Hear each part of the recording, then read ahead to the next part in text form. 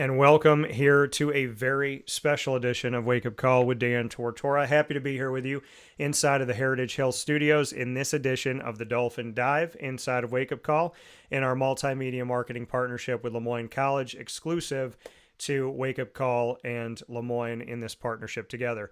Mya Jackson is here with me picture in picture, and I am very excited about the opportunity to tell her story, share her story here as a new addition to Nick DiPillo's LeMoyne women's basketball staff. I find that when you're speaking on anyone or telling a story about anybody, it is so great to have them be the voice of their own story. And so Mya being here with me today is for her to tell you about her journey to where she is on the heights at LeMoyne now, and to obviously have some fun here this morning in this edition of the Dolphin Dive. So with that being said, Mya, how are you? I'm doing well. How are you? Thanks for having me. Absolutely. I'm doing very well. And you and I were talking off the air about the fact that you are coming to LeMoyne straight off of your playing days. So you're making that immediate jump here into the coaching world from being a student athlete. What made you want to do that as opposed to maybe, looking at playing overseas or continuing your playing career? Why did you want to make that immediate jump into the coaching world? I was blessed to be able to get my master's degree in 5 years at Cincinnati.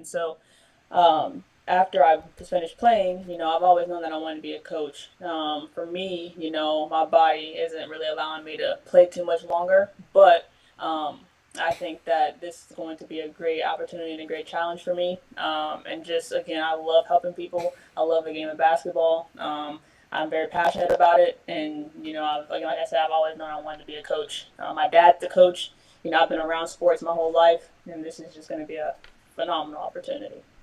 And let's give Dad a shout out and just to share with everybody who doesn't know Dad's first name as well as what you've seen from him in coaching. Yeah, so my dad's name is Will, and I look up to him a lot because he coaches young men, and he's just a great role model, a great mentor to them. He's a person that cares about them as people first, and he shows that to them every single day. And when they get on because he coaches football, so when they get on the football field, he's able to get after them, be tough, but also show them that love. And I just love the balance that he shows his players and is able again to be like a father figure to them and just help them in life just as much as he does in football. And you said that, obviously watching him growing up and seeing him coach has meant something to you. What are the foundational pieces, those pillars, so to speak, that you can see in the way that your dad speaks with his team that you can bring into your coaching? Is there anything that you said like this is something that he focuses on or something that he says that I really feel like can transcend any sport? Yeah, so he focuses a lot on accountability, trust, and hard work. I think those are the three things. And so when you have that within a coach, within a program, within a player, it just creates a phenomenal environment for everybody. He always says, um, what is it? What's the saying? Talent, no, hard work beats talent when talent doesn't work hard, right? And so I think for him, it's a lot of I'm going to push my players to be the best version of themselves, pull out of them what they feel that they don't even have left in them, and then turn that into something like, wow, I can do this, and build their confidence. So that's what I'm looking to bring to LeMoyne. Yeah, and like you said, that hard work beats talent, right? That effort that you put in, and there's a lot to be said about that, and you can see it throughout sports. And people that were written off before they even had an opportunity to show themselves, and then those people are champions today.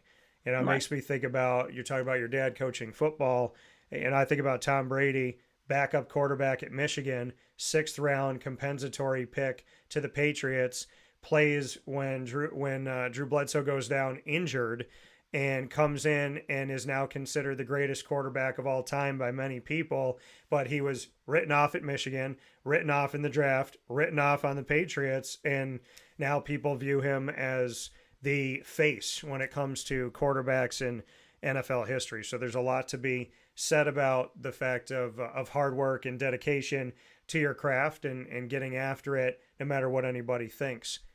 Right. As a student athlete, how did you shut out the noise? Because whether you're doing something right or wrong, there's the reality of anytime you're playing a road game, people will scream at you, yell at you, say things to you just to get in your head because you've come into their home.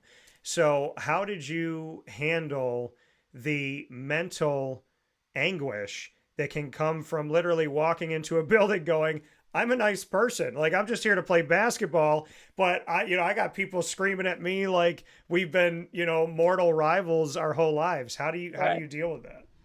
So I was lucky. I have a great support system. And so on the days that I was struggling, just talking to my family, just people closest to me, like, man, like, this is tough. And I'm like, listen, like, you know who you are, right? You know that you love the game. You know how to play. Just go do your thing. And then I also think that just having great teammates, the culture in the locker room from your coaches, we did a lot of like seminars and trainings and stuff about mental health and just, again, just how to be centered into like what we're focusing on as a team and with each other. And so the outside noise, we don't know these people, they don't know us, so we really can't let it get to us. And sometimes it is harder than other times, for sure.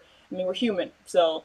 But at the same time, just having people around you that are on the same path and the same mission as you, it definitely helps because we know what we've been through and what we've done. So, and again, it's part of the game. It's fun, right? The heckling, the coming at you, the snide remarks, all of it's fun. It's part of the game. It makes it more competitive. And for us, we love it. I mean, sometimes it just helps build up our energy, build up our passion. So, Do you have a moment in your playing career where the heckling was going on and you did something on the floor that was really good and you just can go back to that moment and either from a shrug and a smile, a smirk, a wink, holding up a sign to your teammates or yeah. just in general, do you have a moment that you could go back to where the heckling was happening and you got the best of it, so to speak? Whew. I would say that's a tough one. I would say I don't remember a specific moment. I just remember this past season when we played at Toledo from Cincinnati, and I was just on fire. And so I heard like some fans like in the background like missed it or like you won't make it. And it's like I think in the first half I had made like six threes, and so I just kept shooting and making them. And then like the one time I made it, and like I kind of like looked at the guy behind me and like held my follow through. So like that was pretty cool. But I would say like the heckling wasn't too bad, but I was on fire. So like miss it, So just stuff like that.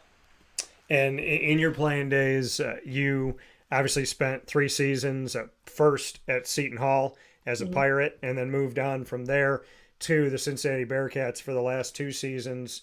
What Yeah. can you say about your time at both? So, first part Seton Hall, second part Cincinnati, and ultimately what made you want to jump in the portal and go elsewhere? Yeah, so I have much respect for Seton Hall. That again was where I started out of high school, helped me grow and develop as a person, as a woman. The 3 years I was there, I learned a lot of lessons, had a lot of growth. I think for me, I just wanted just a new challenge, a different challenge, and just to be a little bit closer to home as well, because I love playing in front of my family in front of my friends, and so just having them at all of our home games was phenomenal. And just better, like the best thing I thought for me. When you're away from home, out of high school, you're a kid coming in like, man, like I don't know what to expect, right? And so for me, I had grown, but I was ready for a new challenge and just to be back home. So And interesting that the man that hires you, Nick DiPillo, also recruited you out of high school. So for this unique opportunity, he recruited you once. He recruited you again. He recruited you out of Wilmington High School in Ohio, and so having that opportunity to recruit you when he was at Seton Hall, and then recruit you now at LeMoyne, I can say that Nick DiPillo is 2-0 in his recruiting of Mya Jackson. right. So what's that been like? That's been awesome. Me and Nick had built a great relationship in the recruiting process out of high school. And he's one of the main reasons why I had originally decided to go on a visit to Seton Hall, just how highly he talked about everything and just the relationship that we had built. And then, when I got there, obviously he got another job and was phenomenal there too. And so now it's crazy. It's like a full circle moment because as a player and now as a coach, just a belief and, trust that he has in me and my abilities, and just being able to be there for me and teach me and mentor me has been phenomenal. I really appreciate Nick, and I'm just excited for this opportunity. So it's all crazy to me, but it's like, stuff happens when it's supposed to, right? How did Nick get you not once but twice? What is it about his recruiting pitch that's worked for you? He always tries to convince me of these things, but no, he's just a great guy. Like when you talk to Nick, it's like he's just a people person. He is a great guy, has great values, and he's just easy to talk to, easy to get along with. Always willing to help, and I think for me, just being able to know that someone is about more than just the sport, right? It's about the people. That's what really drew me to Nick. And he spoke about the fact that he saw you transitioning into coaching because of your mindset and your cerebral approach to the game. How have you kind of shown that? And would you agree with that? Would you agree when somebody says, like, when it came to mindset and just cerebral approach, just how you attack the game with your mind, that shows people, hey, she's going to be a coach someday. Like, Maya's going to be on the sideline.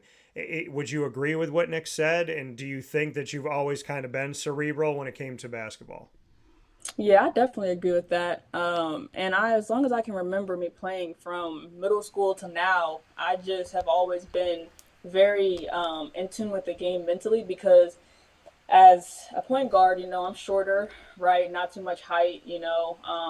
At one point, I wasn't as athletic either. And so it's like you have to use your brain a little bit more, be a little bit smarter in the game. And Yeah. so it really helped me when I got to high school and college, and I watch a whole bunch of film.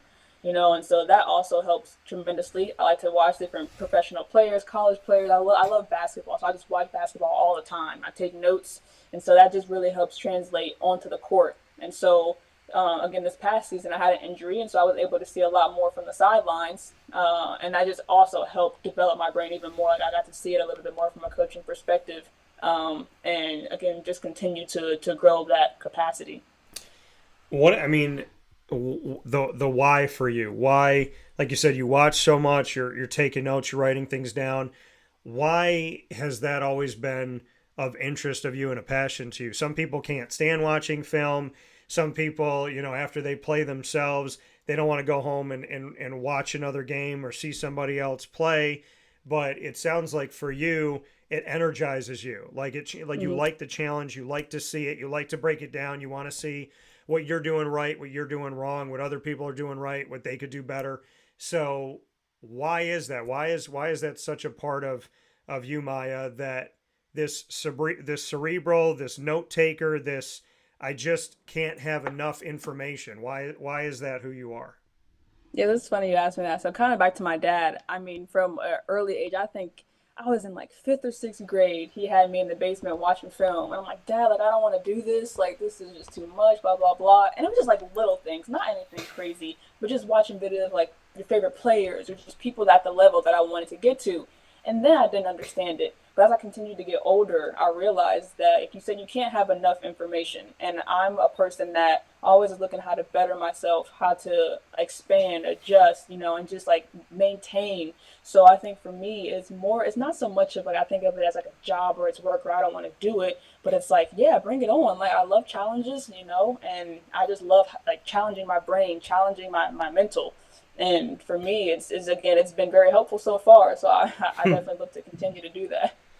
And for you, I mean, coming right off of playing in this past 2023-24 season, you have the opportunity to bridge between, the coaching staff, student athlete. You're right there on that line with them. You've literally just gone through what they've been through. How much can that help to play to your advantage? Because I mean, and I'll talk about it from this standpoint. When I started my career of broadcasting, I was 18 years old, Mm. and I was constantly walking into rooms of people going, like, you're young, you don't know, you're not going to be able to figure it out. I used it to my advantage. And to this day, it's funny when I look back at 20, almost 21 years of broadcasting, I don't see myself as detached from student athletes because, I started my career with them. I started my career going to school with them. Here I am broadcasting at Marywood University, and the people that I'm broadcasting about are the people that you're going to class with, the people that you're walking by all the time on campus. So to me, when you build that connection and you start young in the game, I feel like it's an advantage. Some people treat it like a disadvantage. Why is it an advantage for you to come right off of playing and go straight into coaching?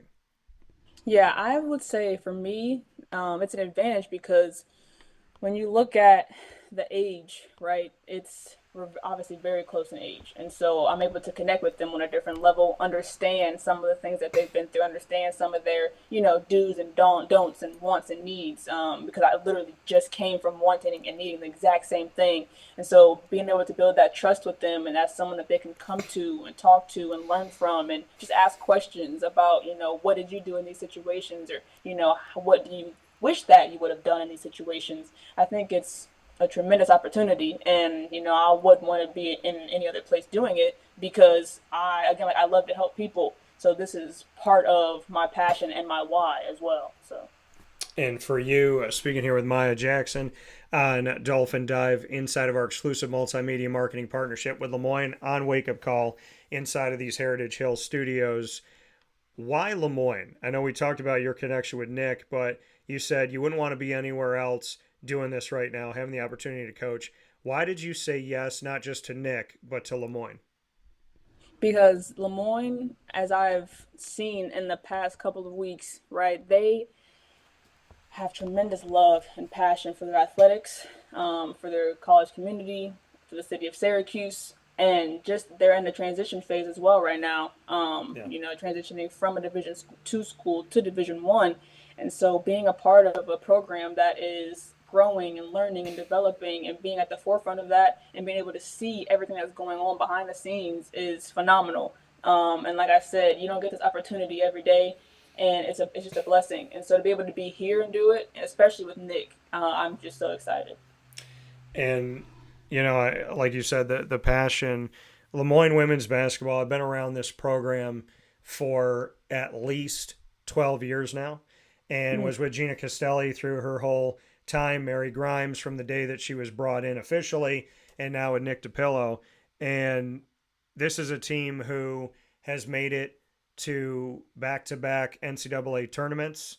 They have had consistency at the Division 2 level, going to the NCAAs. Under Gina Castelli, they won their only NE10 conference championship in the tournament ever, and it was the first one that they got in 23 years. So you look at Gina Castelli leading that team to the NCAA tournament, Mary Grimes in her first 2 seasons in Division 2, leading them to the NCAA tournament. And last year, we look at the fact that in their first season in transition to Division 1, they go into the NEC.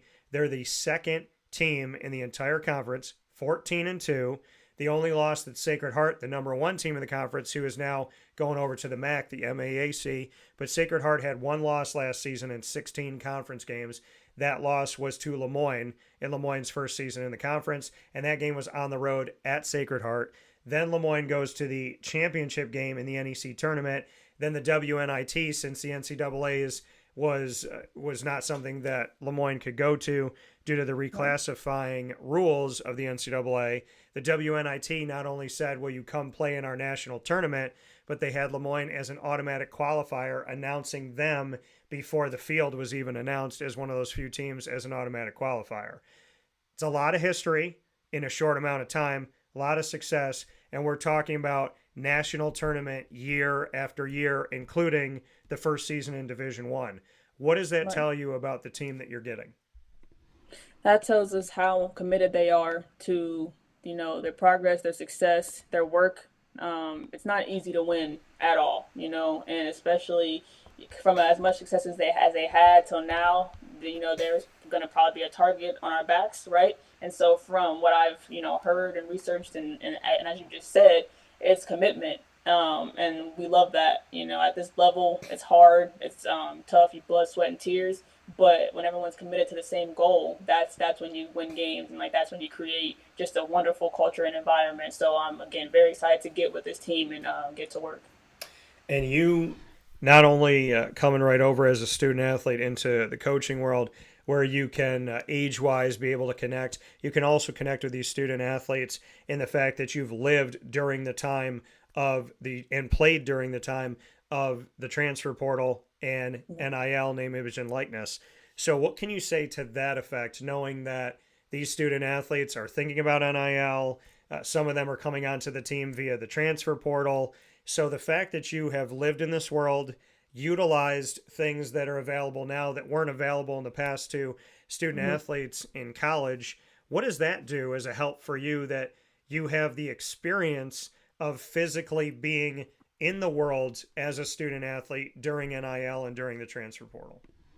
Yeah, it's a huge help because I can help these young women navigate transfer portal, NIL. It's all just a big business now. And I would say the biggest thing that I would tell them is just to continue to be yourself and don't lose sight of yourself in the process, right? Because you want to transfer because you don't like something or you want a new experience, a new challenge, or whatever it may be. You just didn't like it. It was not for you, right? But wherever you go, whatever you do, and like whatever deals that you're making, just make sure that you're continuing to be yourself within it, and don't try to change or adjust based on like what you think people may want. And so that's what I learned in this process, because it's easy to be like, okay, well, I want to go here or do this because so and so said. Well, is that what you want to do, and is that what's best for you? So that's definitely the biggest thing. You've worn blue and white. You've worn red and black. Mm-hmm. You're currently on screen wearing green, and you'll be in green and gold. I think green looks good on you, Mya. Which colors do you find to be your favorite? Because and I'm not saying in my connection to LeMoyne, I'm not saying it because of that, but I feel like green suits you. So can green be the greatest chapter? Oh, see, you're hyping me up. Yeah, listen, I love the green. I think it looks great as well. I would say I have to get used to it a little bit more because I'm used to wearing the red, black, and white. So I Yeah. have to get used to it a little bit more. But I think this is going to be a great chapter for sure. So being with the Dolphins, being here, we've talked about your father Will coaching and what he's done, things he's taught you. You as a coach, this is the first experience you're going to have coaching.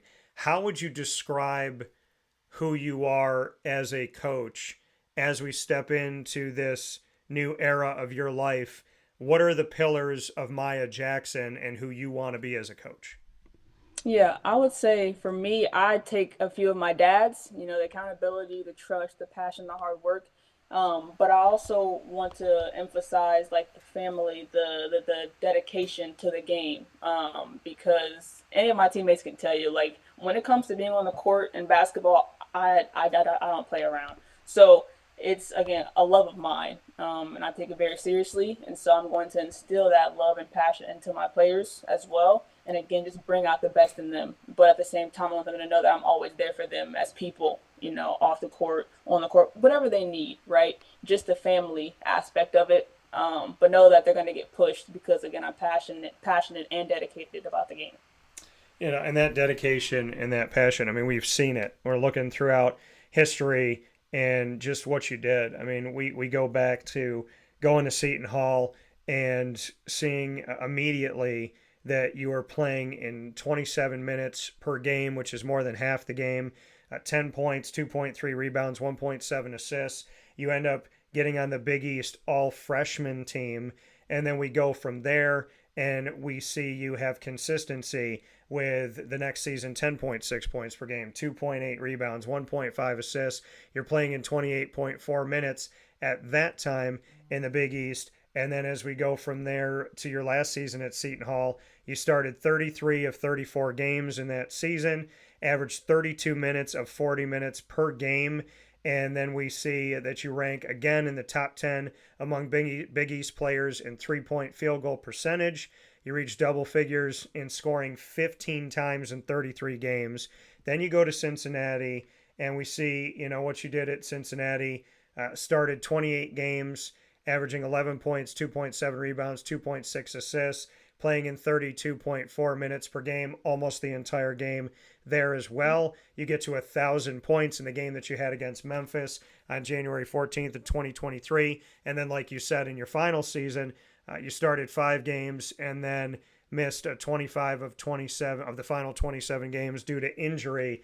But when we look at your collegiate career, from the beginning, the team leaned on you at Seton Hall. And that is no small task. You're in the Big East. Big East basketball is really good basketball. And then you go to Cincinnati, and the challenges you had there at Cincinnati, and what you've done throughout your career. You've had a level of consistency. And I mean, when you're going out there, you're playing in 20 minutes from the jump. Then it gets up to 30 minutes. Then we're seeing, okay, almost 2 to 3 rebounds per game, 1 to 2 assists per game. Plus we're looking at points, 10 points, 11 points a game. Your level of consistency from year to year shows itself. You're going to score, you're going to dish the ball out, you're going to go after your rebounds, and you're going to be asked to play at least half the game, if not more than half the game.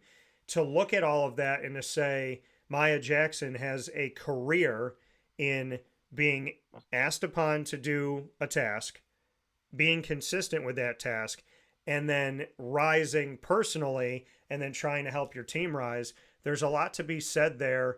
And I think, and I said it repeatedly, but I think when we talk about positive consistency, especially in today's world, that's something that you circle. And when you find that in a person, you hold on to things like that.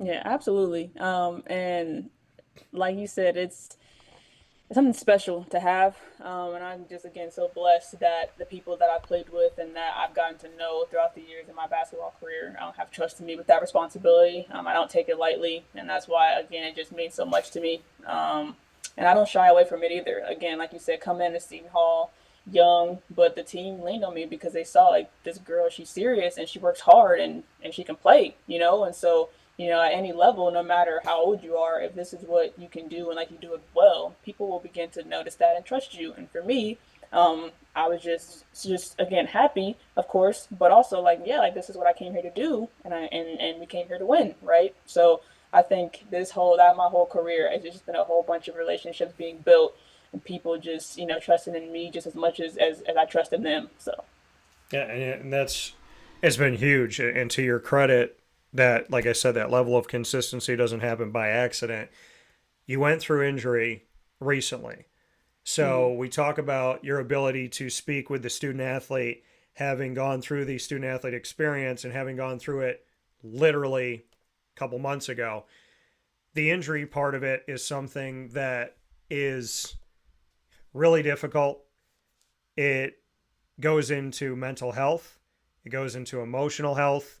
It can go into spiritual health, physical health. There's so many things that can be affected when someone has the game taken away from them from something out of their control. What did you learn going through injury that you can help, gosh forbid, that happens to somebody? What can you take from your experience that can help someone have a positive experience through a difficult storm? Yeah, I love this question. Like you said, it's not easy, right? And so, again, for me personally, at the beginning, it's very hard, again, mentally. But what I had was a great support system, first off. Second of all, my belief and trust in God's plan for me and what, is meant for me, right? Because I think everything happens for a reason. That's just what I believe, right? And so at this time in my life, I question, why me, right? Like my last year, I'm looking to go pro, like why me?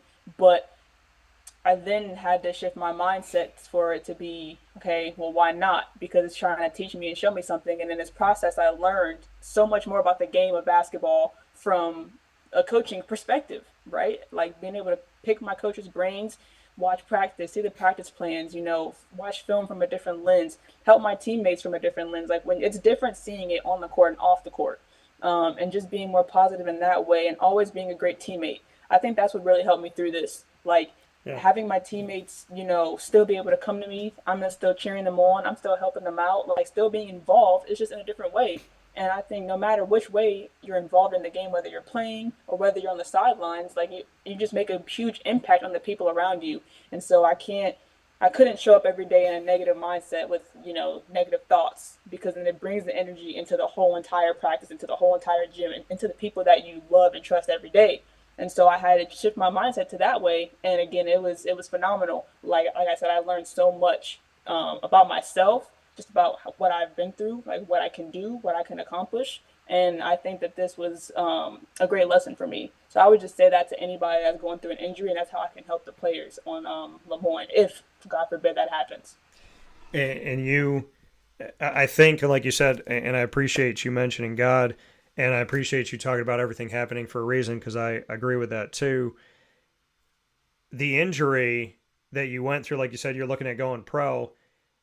Everything that you were just talking about while you were talking, in my head, I was going, did God have you go through this injury to have you on the sideline to take more notes and watch more film and have a coach's mindset to prepare you to be in the role that you're in right now? Did God say, like, she doesn't know, but I know that she's going to be a coach? So in an adverse way, through injury, he kind of gave you experience coaching before you got experience coaching. Absolutely. And it's crazy. I thought the exact same thing. I'm like, is this what he's showing me, that this is my calling? Like, of course, I love the game and I love playing, but I've also found tremendous just fulfillment in helping people and being in like a coach's mindset. And so I think that again, like I said, everything happens for a reason. So I definitely believe that he was trying to show and teach me something so that I would be prepared for this role that I'm in now. Love it. We're going to play rapid fire. We're here with Mya Jackson on this edition of the Dolphin Dive in our exclusive multimedia marketing partnership with LeMoyne College here on Wake Up Call inside of the Heritage Hill Studios. Mya, coaches never get to ask questions, but on this show, you do. So you get to ask me the first one. We'll go back and forth with rapid fire. You ask the first, then I'll go and we'll do a few here. What's your first question for me? All right. What's your favorite NBA team? Well, that is easy without doubt. And do I have a prop? I think I got plenty of props in here, but I'll take this one. I will unveil to you. I mean, anybody that watches and listens knows, but well, who are you a fan of? No, I don't really have a favorite NBA team. I like players, so I enjoy watching Kyrie Irving. I enjoy watching who else do I like? Kyrie, KD, Steph Curry, of course. Yeah. Just players like that. Yeah. Yeah, my team is Toronto. Been Toronto since 1995, since the beginning. And I was told, why would you like the only team that's in Canada? Why would you like a team in the NBA that doesn't play in America? What a stupid team to like. Nobody's going to win. Canada plays hockey. And then when they won in 2019, I looked around the room and I thought to myself, wow, isn't that an interesting thing what just happened? And and I'm going to look right into the camera for this because these people know who they are. I have not gotten apology letters. I have not gotten chocolates, roses sent to my house, none of that. But I will tell you this, and this is a really cool fact. On the coaching staff that you are now on, the one person, because there was only one, the one person sitting next to me the night that the Raptors won their first NBA championship in 2019 was Miss Katie Kalinske. Wow, that's awesome. Yeah. I love it. She was with me supporting all the way through. Kawhi Leonard, all that stuff. So yeah, I'm a Raptor fan through and through. When I showed the We the North sign, you made a face. Is there something about the Raptors you don't like? No, it's just out of all teams, like I guess other people kind of think a little bit, but out of all teams, I just wasn't expecting you to say them, so it was just surprising.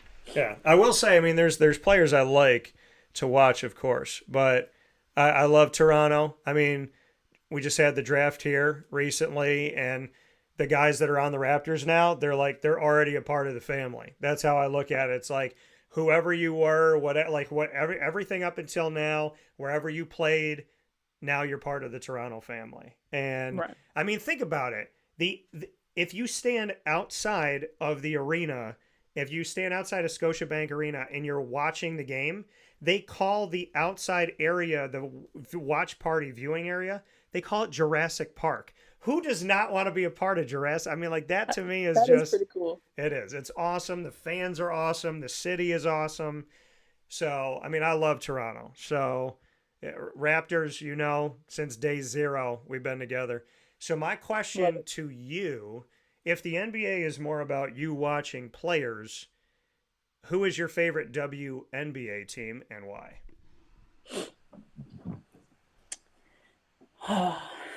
Favorite WNBA team. I enjoy watching the Aces, and not because Okay. they win all these games and they won championships, but when you really take a look at their players on their team, so Asia Wilson, Kelsey Plum, Jackie Young, Chelsea Gray, Alicia Clark, like how these women carry themselves off the court, Yeah. and then when they get on the court, their relationship translates to how they play and how hard they play for one another. And everybody has their role and knows their role, and that's why they just gel so well together. And I just love watching them play. Good answer. I like that. And the Aces trying for a three-peat, which is insane. Absolutely insane. What's your second one for me? I can ask anything. Anything in the world. All right. Favorite movie series? Oh boy. Favorite movie series. Yeah. What a question. I'm not going to say who I'm not because I don't want to have unnecessary hate. So I'm not going to say the ones where I'm like, yeah, no, I don't watch those. That's really tough. Favorite movie series. I mean, I'm a Marvel guy. And I mean, I like DC. I want DC to be better. I think I do a really good Bane impression, but I would say it's just Sean Connery with like a muzzle over your face. But I guess I would That's still a good answer. What'd you say? I said that's still a good answer, Marvel. Yeah, I mean, I think it's Marvel. I'm gonna say this though, and I do have an entertainment show called Superpowered Pop where we talk about all this stuff, but Marvel has lost it. Well, Disney has lost their way of telling stories, and in losing their way of telling stories, there's been a lot of lack of respect for the sanctity of the characters that they have ownership of. And I would like to see Disney hire people based on their quality of work. I think that Disney's kind of losing talent and that's not good. So, I mean, I think Disney as a whole has really just kind of lost who they are. And they forgot about storytelling. And I think they arguably were the best at it when I was growing up as a kid. So, I mean, I love Marvel, but I'm very disappointed in Marvel. I will say in my disappointment of these last few years, there's two projects that were great. And that was Black Panther Wakanda Forever. Mm-hmm. And I was a Black Panther fan, I'd say probably 2 years before the first movie came out. And I'm a Chadwick Boseman fan for more than just his role there. I loved him in Draft Day. Still one of my favorite movies ever. But I would say Black Panther Wakanda Forever and Guardians of the Galaxy Volume 3. They were emotional. There was no propaganda. There was no political stuff. There was no like message undertone. It was literally a movie about characters that love each other. And it was funny because I saw Black Panther Wakanda Forever 4 times, if it wasn't 5. I saw it 4 times in the theater. It might have been a 5th because I think I saw it when I was on a cruise. But I kept going to see the movie, and I cried every time that I went in. Those first 4 times I cried. And Angela Bassett, I don't know if she did because I don't watch the award shows because I think there's a lot of like political garbage that goes on with it. I don't feel like people win when they like should win. I feel like they win if that's who the committee likes. And Angela Bassett, for her role in that movie, when she stood up and said, and I might be paraphrasing because I might not get it completely right, but when she said, "I am queen of the most powerful nation in the world, and my entire family's gone, have I not lost everything?" If you don't cry in that moment or feel like moved in that, like I would literally move in my chair in that moment to like get closer to the screen. I remember watching it with my buddy Isaac, and we're like brothers.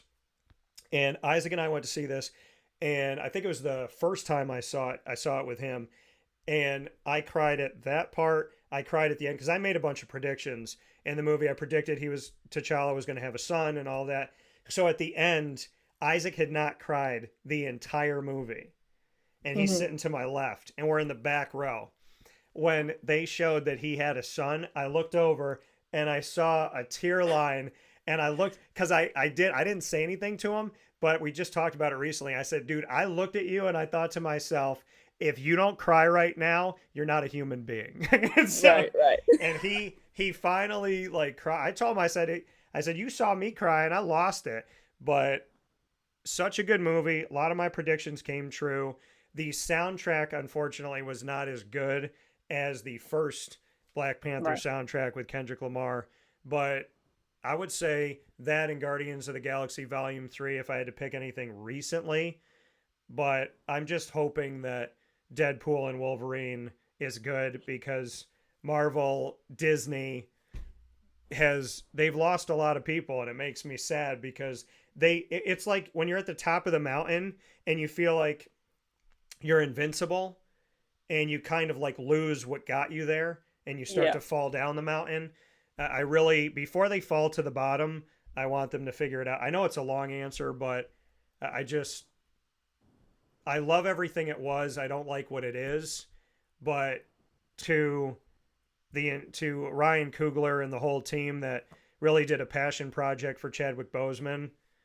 I mean, there's a lot to be said about that movie, but Angela Bassett, if it means anything to you, in my world, you won an award for that role. So Absolutely. now She definitely should have won. I want to stay on that just because I'm gonna shamelessly plug Black Panther: Wakanda Forever because I feel like doing it. So you saw the movie, I'm guessing, because you I said did. she should win. So favorite part of the movie, and what are your thoughts on Letitia Wright being Black Panther of the future? Favorite part of the movie. Yeah. I would say my favorite part was I saw it a while ago, but I would say when we did find out that he had a son, just because it was like his legacy continues. That was awesome. And then as far as her being Black Panther, I mean, it was I I predicted that she would. Like it was cool, but I don't know. I don't know how to explain. Like it wasn't like okay, this is great, but it wasn't like she was a terrible Black Panther. I don't know. It was something was just like missing for me personally. But I think she did a phenomenal job, of course. I don't know. It just I was expecting a little bit more, I guess. But Yeah. the movie itself was phenomenal. And like the storyline and everything like that. I don't know. I just Black Panther and like the Marvel series, I have to figure out how to watch them in order to get like the full of everything.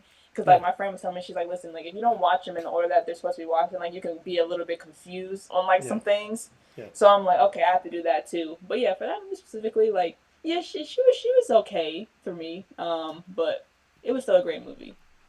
I wanted to see Killmonger at some point, like have his redemption story and then have him be Yeah. the Black Panther. At least so my thing was that he was going to get it and then she was going to get it after him. So we end up seeing him in the movie, but he never becomes it.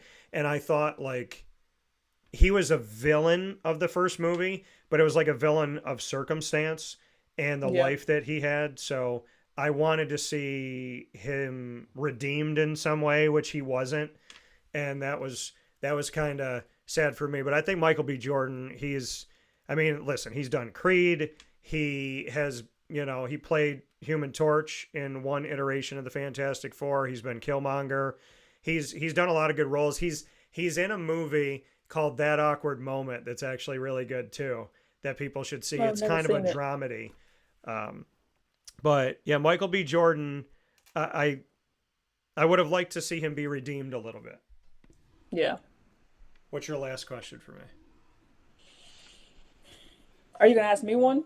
I'm gonna ask one after. Oh wait, did I just? Well, I asked you about the Black Panther, so now you get a Okay, last so one, and I my get the turn. last one. Yeah. Okay. Last question. Hmm. Do you have a favorite like genre of food? So like Italian, Mexican, Chinese, like stuff like that. I love asking people that question just to kind of see. So I'm Italian and Hispanic, and I think it's very inch. How do I want to say this? When you tell people you're Hispanic, there are people that go, "Oh, you're Mexican," and so I have to like literally tell people that we're not all from Mexico. Right. And I also get the question of which is more authentic, Moe's or Chipotle? And my response to that is when you go into Chipotle, is there ever anyone that's not named Beth or Steve that gives you your Right. food? And do you hear that music in the like? Are you hearing that music in the background? No, you're not hearing that music. So no, there. I mean, no offense to Moe's or Chipotle, but authentic to me is important, and I feel like I could live on my heritage food forever. I mean, I grew up on Italian food on both sides of my family. Hispanic, I didn't I didn't know that I had blood going back to Spain until I was 14, Mm. and I took Spanish in school. I wanted to learn the language. I've spoken it. I've gone to Puerto Rico and for the first time in my life thought in Spanish instead of thinking in English. So I love the language, and I've gotten to love the food over time because, like I said, I mean, growing up on Italian food, it would be easy to pick that. But I think the thing about being Italian and being Hispanic is both cultures can live in a world where you can make food and your leftovers can continue to become other things. Yeah. Tacos can become nachos, and then you can put that into a quesadilla. And then with Italian food, it's like, you can make lasagna, and then, when you live in the world of lasagna and monagot and stuffed shells, you can have your meatballs on the side of your stuffed shells, and then you make a meatball sub, and then you can put the meatballs in Italian wedding soup. So I think that there's like this ability to make one thing into many things. So I don't know if I can choose one genre between the two. I would just say that I'm a very spoiled person, that God gave me the blood he gave me. I love it. I love it. That was a great explanation. That's what I would say. And I don't shy. I tell everybody I'm so proud of my heritage. So I would say my last question for you, we're going to keep with food, and I'm going to challenge you to pick one breakfast, one lunch, one dinner. So you have 3 meals, and each of these meals is different, but you have to eat them for the rest of your life, Maya. Paint me a Oh, picture of your everyday breakfast, lunch, and dinner. okay. So for breakfast, I'll definitely do scrambled eggs with cheese, Okay. turkey bacon, and mm, probably pancakes. Gotta go with pancakes. It was between pancakes and waffles, but I would say pancakes. So pancakes, turkey bacon, and eggs for breakfast. Okay. Now lunch, I'm not a big lunch person, but if I were to eat lunch, it would be like a turkey ham and cheese sandwich with like yeah lettuce, mayo, um, and then some type of fruit. So like I'll just say strawberries, Okay. strawberries and a sandwich. I'm good. And then Okay. dinner. Now this is where it gets tough. This is where it gets tough. Okay. So oh my goodness. I'll have to go with steak. I Okay. love me a nice good steak. So steak with a baked potato, but I have to put like a little bit of cheese and bacon on the potato, Okay. and then a salad.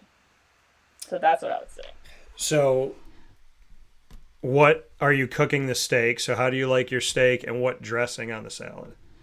So I like my steak medium, Okay. and then I love like a good balsamic or Italian salad dressing.